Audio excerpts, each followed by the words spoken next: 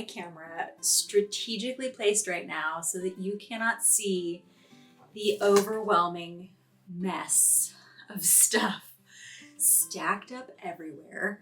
And so what smarter move to make than to start a new project, right? I assume. But I think this time I am going to make an effort to not overthink this quilt. I have a tendency to overthink things when I am quilting. What pattern am I going to choose? It has to be the perfect one. Which fabrics am I going to choose? They have to be perfect, etc. Forever, for a million tiny decisions. So I thought it would be fun if I did not overthink this one. So I have this fat quarter bundle of Oh Lucky Lucky by Ruby Star Society, which is why I'm wearing my fishiest sweater today, because this has a really cute sardine print in it in a couple of different colors. They're really cute. And I don't want this fat quarter collection to sit around waiting for the perfect project instead of fulfilling its purpose inside of a project, inside of a quilt, inside of something finished. So I'm gonna try something different. I have all of the makings of a Wheel of Fortune here. I have all the ways to ask fate to intervene. I have a dice. I have a coin for times when I have to choose between two things. This is actually an arcade token because arcade tokens are cuter than coins, than actual currency. I even have my weird cat tarot. I have my tarot cards here just in case Lady Luck has something very specific to tell us. I had a magic 8-ball, but magic 8 balls have a tendency to get stuck very quickly on like one thing. I don't know if the stuff inside of them gets viscous or what the deal is, but it just says ask again later for forever. So no magic 8-ball, but I do have the internet. The internet has random number generators, and it has spinners, and it also has digital dice, but I like the old-fashioned kind. You can even flip a virtual coin if you want, but you know what? I've got plenty of arcade tokens lying around. So what I thought I would do is dig into this amazing book, The Encyclopedia of Pieced Quilt Patterns by Barbara Brackman. And this is, she didn't make these patterns. These are compiled by her. She is a quilt historian. She's amazing. Go check out her blog, her website. She does all this research, finding the first published instances of all of these quilt blocks. It's amazing. And it's amazing that we're not inventing anything new over here. Everything has been tried before, and we are just here to put our own unique modern spin on things because people have been quilting for centuries. So this has over 4,000 is what it says on the cover, over 4,000 quilt blocks, quilt patterns. I think it's 4,216 to be exact. So I'm just gonna throw it up to chance. El azar. We're gonna see what fate says that I should do with these fabrics. And I might have to add some blender prints or some solids to this stack, or take some prints out, depending on what fate tells me, what the fates have in store, what the fates will allow. So let's first see what fate tells me I'm going to be making from these fabrics. Okay, so I tried to do a spinner because spinners are cuter on TV, but they don't go up that high. This is 4,200 blocks, so we're just going to do a random number generator. 1,390. The Scotch quilt, also called the Bonnie Scotsman, dating back to the first published instance in 1968. Well, this is a pretty basic block, honestly. We're gonna have to think about how we might make this more interesting. This is me already overthinking things. We're gonna let fate decide how to make this more interesting. So I'll put a picture of this block up on the screen, the Scotch quilt block. Although I like Bonnie Scotsman a lot cute. That's a lot cuter. So we're gonna call it the Bonnie Scotsman. And it's kind of a log cabin with like a cornerstone, with like 2 cornerstones. I think that's gonna look really cute, all laid out and all together. And I'm not gonna overthink it. Bonnie Scotsman, here we go. So I'm gonna open these up and see all the fabrics and kind of get an impression of all the colors that are gonna go into this Bonnie Scotsman so that I can, no, not so that I can choose a background fabric, so that I can see what it will look like against the background fabric that Lady Luck is gonna choose for us. So, okay, we've got these cheater prints in a couple of different colors, and that's gonna be pretty cute. I don't know if we make this block a certain size, we might be able to, see that cheater print. Otherwise, we might wanna use that. Then we've got some snakes, and that's in a few different colors. We've got the white snakes, black snakes. We've got these little daisy stripes, little stripes made of teeny tiny flowers. Very cute. There's a bunch of black prints, but I should switch colors.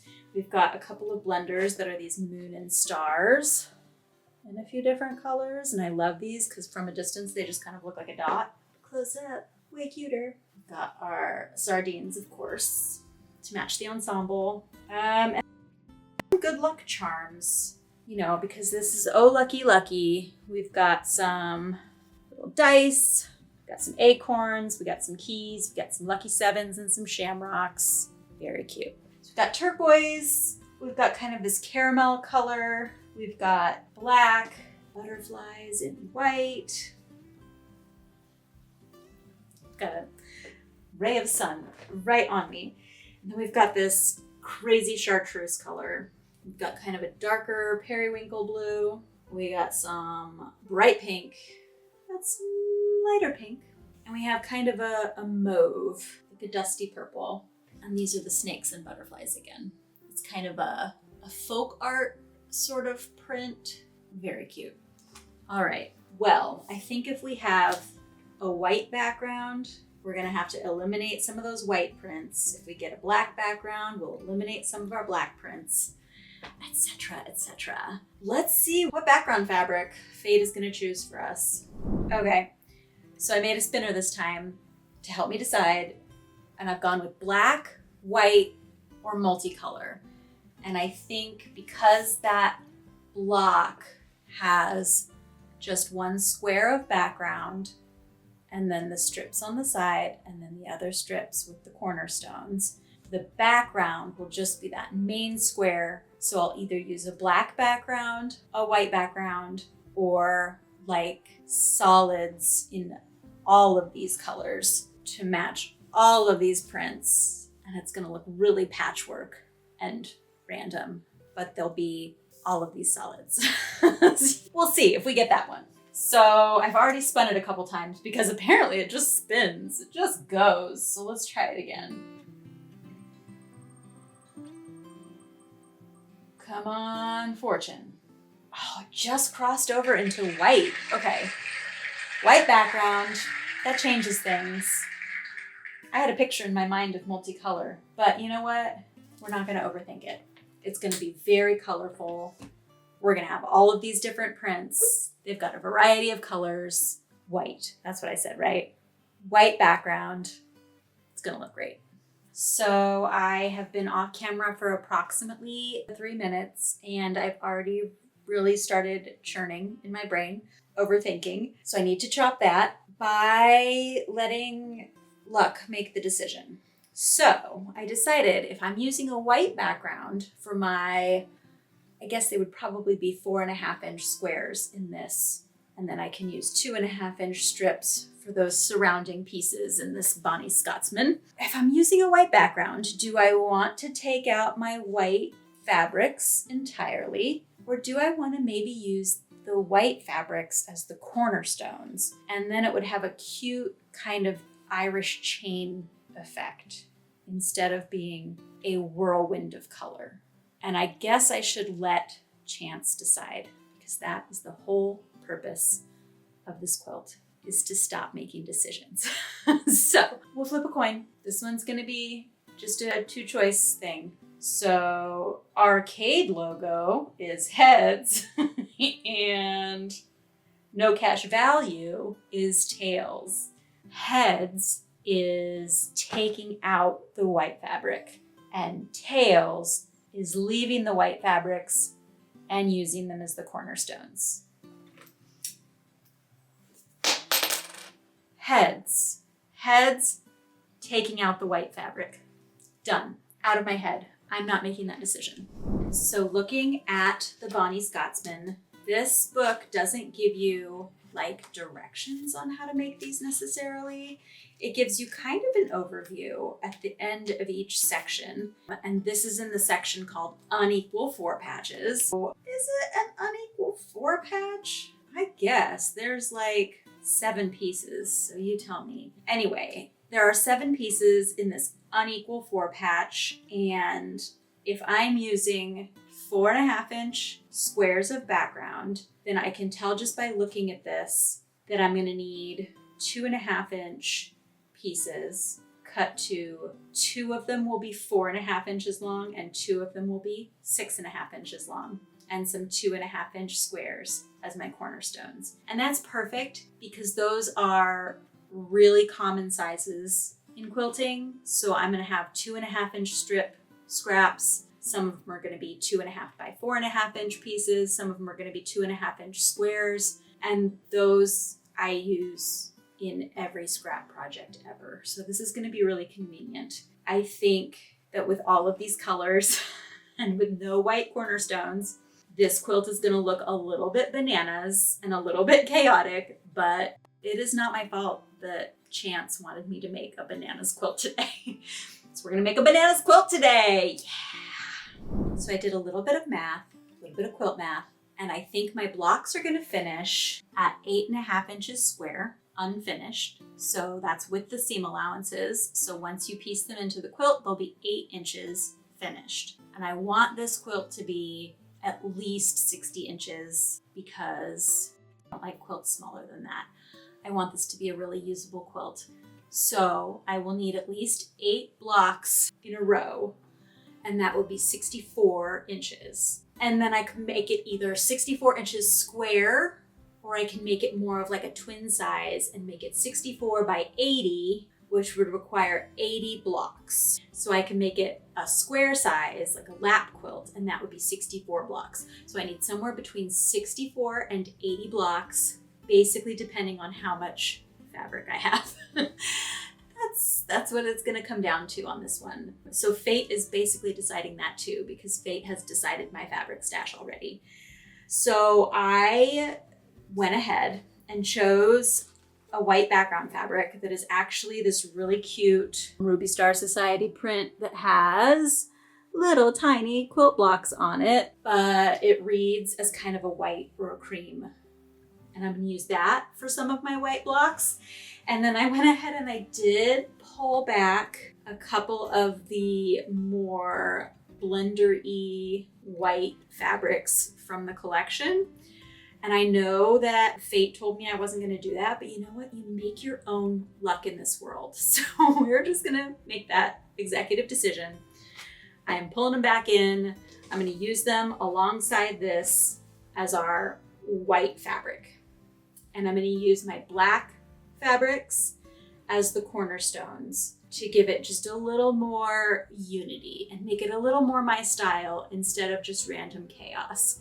So I'm gonna give the black and the white, there's gonna be some contrast there.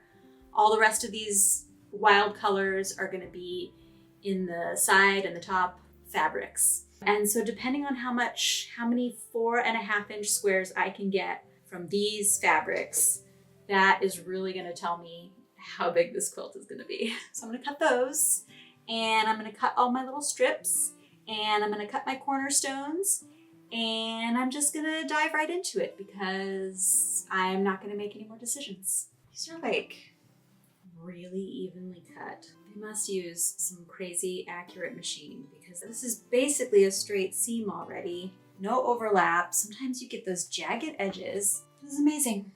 So right now I'm just doubling these up, folding them over so that I can cut some big, not big, 4.5 inch strips.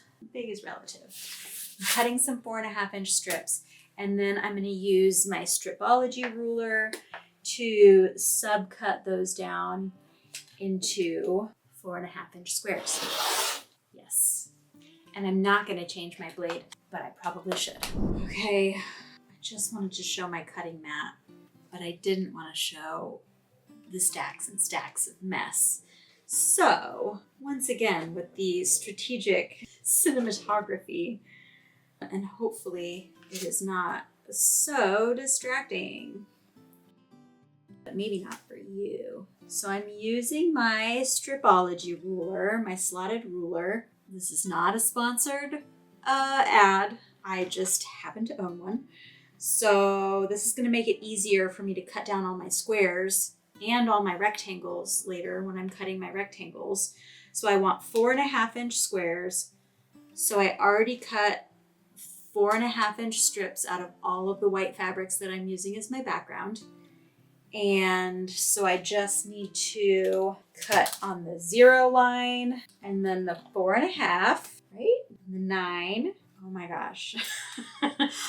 I am using outside intervention for my decision making, but I maybe need to use outside intervention for all of my brain functioning right now. 9 plus 4.5 is 13.5. Whew. Get it together. 13.5 plus 4.5. That's 18. That's 18, people. All right. And then I'm going to do the rest of my 4.5 inch strips. And then I've got these lovely bits at the end that I'm going to cut down into 2.5 by 4.5 inch rectangles, because that, my friends, is that a potato chip? I think that might be a potato chip when you have a rectangle that's twice as long, or is that 5 inches? Maybe that's 2.5 by 5 inches. But 2.5 by 4.5 inches is a great usable scrap size in lots of different projects, lots of different patterns. So we will keep those together. Bingo. So now I've got my black fabrics, which I'm using as my little cornerstones. So these are going to be my 2.5 inch squares, and I will need to make 80 blocks, 160, because there's 2 cornerstones in each block.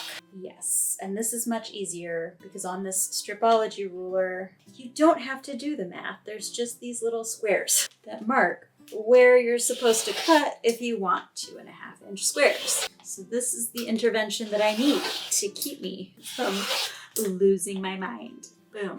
And I don't know that I have quite enough strips of this to make 160 2.5 inch squares.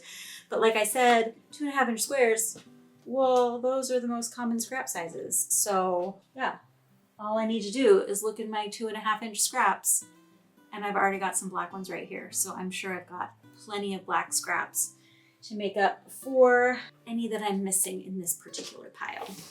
Okay, now I want 80 sets of 2 4.5 inch strips, 2.5 inch strips by 4.5 inch pieces, 80 sets, matching sets, I think, and then 80 matching sets, 6.5 inch rectangles. Let's see how this goes. I'm going to try and even out these stacks because I think that's going to cut better. And I think it's going to mix up my colors a little more in a way that I will not have to think about later, right?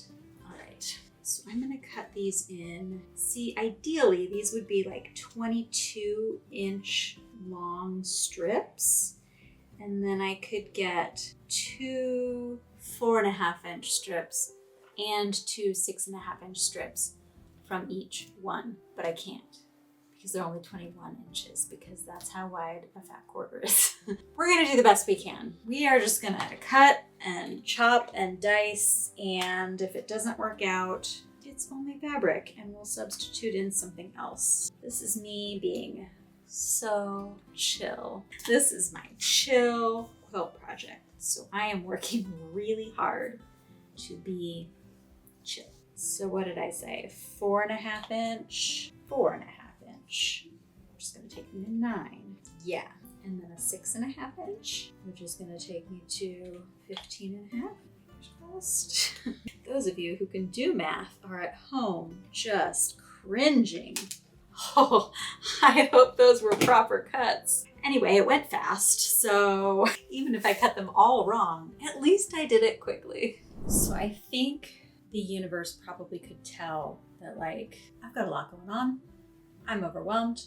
So it gave me this incredibly simple block to do, and I am so pleased about that. I am just separating out my little sets that I made of 4.5 inch by 2.5 inch rectangles. So I'm separating them into 2 matching stacks, and I'm overthinking it only just the teeny tiniest amount by making sure that my prints are sort of right side up, which I think I'm gonna twist them around when I piece it together, so I should just stop that right now. I'm gonna stop thinking about it and just putting them in these 2 separate stacks. So I'm just separating my 4-inch strips, and then I'm going to stack them up and then chain piece all of the rectangles on the right to my background squares, and then all of the squares to the rectangle. And then with both of those, when I'm done piecing both stacks, I'm gonna press towards the rectangle, towards the print rectangle on each of those so that my seams will nest in just that little unit. And then we'll do the 6-inch ones, and then I'll be done and ready to lay it out. Easy, easy, easy. And the only thing left I'm gonna leave to chance is, what am I gonna listen to? I think it could either be music, or it could be podcast, or it could be audiobook that gets me through all of this chain piecing. So I think I'm gonna roll the dice, and I think the lower numbers are gonna be music because that requires the least amount of brain power. This is how I'm thinking of it in my head. Least amount of brain power, smallest number. Middle numbers will be podcast, and the higher numbers are gonna be audiobook, because those could mean focus. Sometimes I have to focus on an audiobook. Podcast. All right, I'll see you on the other side of all of this chain piecing once I get my stacks separated.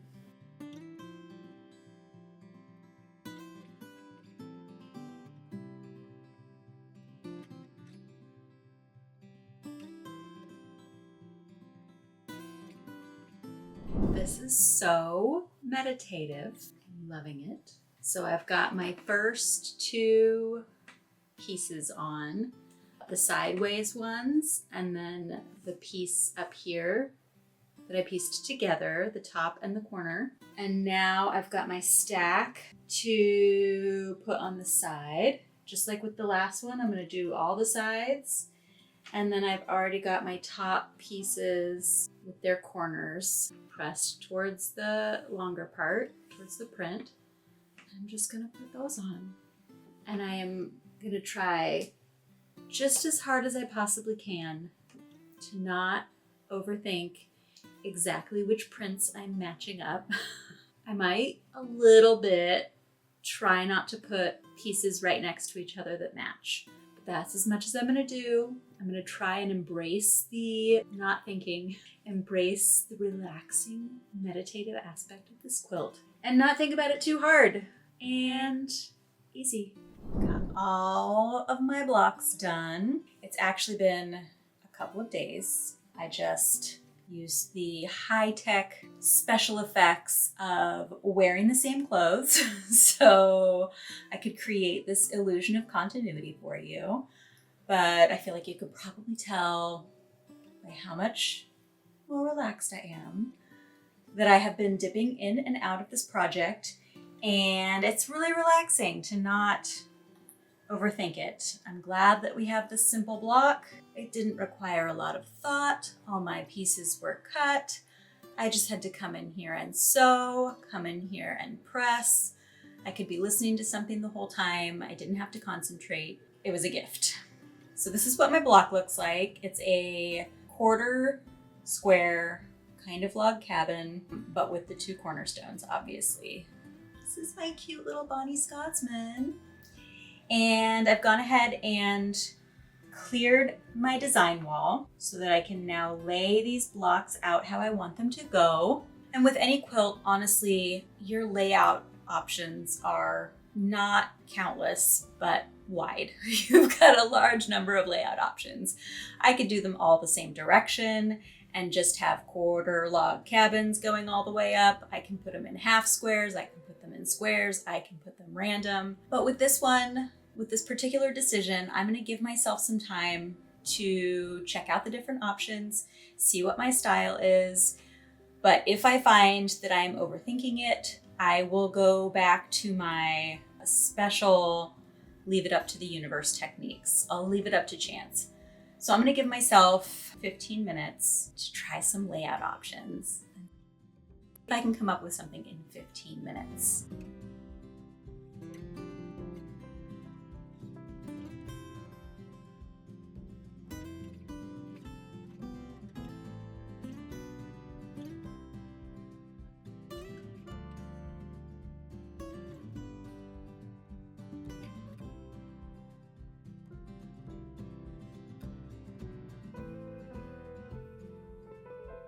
I love it. So I obviously did this in less than 15 minutes. It didn't take very long for me to see that this was the layout I liked best. On point looked cool, but like on point is time consuming and fiddly. I'm gonna avoid it because I think this looks just as cute. I really liked it. I liked the offset look, but I really wanted to highlight these little chains that are created when you put them corner to corner. And I did have to get onto a step ladder to get that top row done. And then I did the bottom row off camera because nobody needs to see me getting down on all fours to try and put things down low. But it's all done. It's 8 across by 10 down. I think it's gonna be a good, smaller than twin size. Maybe it would fit a twin bed, but it's gonna be a good lap quilt. And I think this works really well because of the variety of colors, the variety of prints, the variety even of background squares that we used. It kind of gives it that sparkle look. You don't know where to focus your eye, but then the black gives you a nice little place to focus. They look like, little bugs or something to keep you company on the corners. So now I'm going to take this down off of the design wall, column by column, and then I'm going to label my columns with my little quilt numbers. These have got to be from It's So Emma, but I'll look it up before I post it and give you a little link because these are unnecessary but super fun. They're just little felt squares with embroidered numbers on them, and you can use them to label your quilt blocks, or you can use them to label your rows that you're pinning together or your columns. And so I'm going to do them in columns so that I can then sew all my columns together in what we love to call web piecing. And so step 1, stack them up in columns. Just go straight down the row, and I'm gonna make sure I don't rotate anything. Okay, and when I've got my whole column, I'm gonna make sure I keep it the way up it's supposed to go, and then I'll clip with my Wonder Clips my little number facing up so I know which way is up as I'm stacking these together. So I'm just gonna do all of the rest of these. So I know I've mentioned web piecing before, but just in case you don't follow my every word and video, I just need to take column 1 and the whole stack, and column 2, the whole stack, and I'm just going to sew them together block by block. So the first 2 I'm gonna have to pin because there will be seams to match, but then the next 2 I won't have to pin because they will be like that. No, the next columns I won't have to. The next 2 I will too. So we're just gonna do column 1 to column 2, sew them together in pairs block by block. Then we're gonna take column 3 and sew each one. And then we're gonna take column 4 and sew each one, and we're not gonna press, and we're not going to cut the threads apart. We're just gonna keep running them through the machine until we get to the end of the column, and then they will be all webbed together by the threads that are connecting them. And that's web piecing. So let's just do it. Oh, I have it on crazy fast speed right now. What was I doing? Speed down a little bit. This is not pedal to the metal. It is basically my mission in life to let people know quilting takes a long time. Making a quilt can take a long time, and that's okay. Okay, so like I said, I'm not gonna cut anything. Just gonna keep chain piecing these through, and the threads are going to web them together. All right, it's time to get some entertainment. Meditate into this process. And that's it. Last one. Now all my columns have been sewn into the rows in a big old web. You can kind of see what it's gonna look like already, but I do need to cut these rows apart and press them and then sew them together. Quilting takes forever. I have a couple more seams, a couple more rows to fix up, but it's beautiful, it's colorful, and I just have a couple decisions to make now, one of which is how am I gonna quilt it? And I thought it would be fun, since I haven't used my tarot deck yet, to pull a card and see what the universe has to say about how I'm gonna quilt this. And I don't know a lot about tarot, but I do know that a lot is open to interpretation. So it seems to me like whatever card I draw, what's gonna end up happening is what I really just kind of want to have happen. So let's see, we'll just pull the card. The Tower. The Tower stands for destruction and change and stable things in your life being dismantled, and it can also represent liberation. So I think we know what that means. I am liberating myself from quilting this and letting someone else take that over. So I will be finishing this up, finishing my stitching, picking out some backing. Maybe I'll leave that up to a roll of the dice and sending it off to my long arm quilting friend to finish it up for me. So I think I really like this process. I gotta say, if you are someone who overthinks things when you're quilting, this has been liberating. It's a great word for it. It has been a fun change. It has been so chill. Leave your next quilt up to the universe, and the universe is gonna provide you with a really fun project. Bye!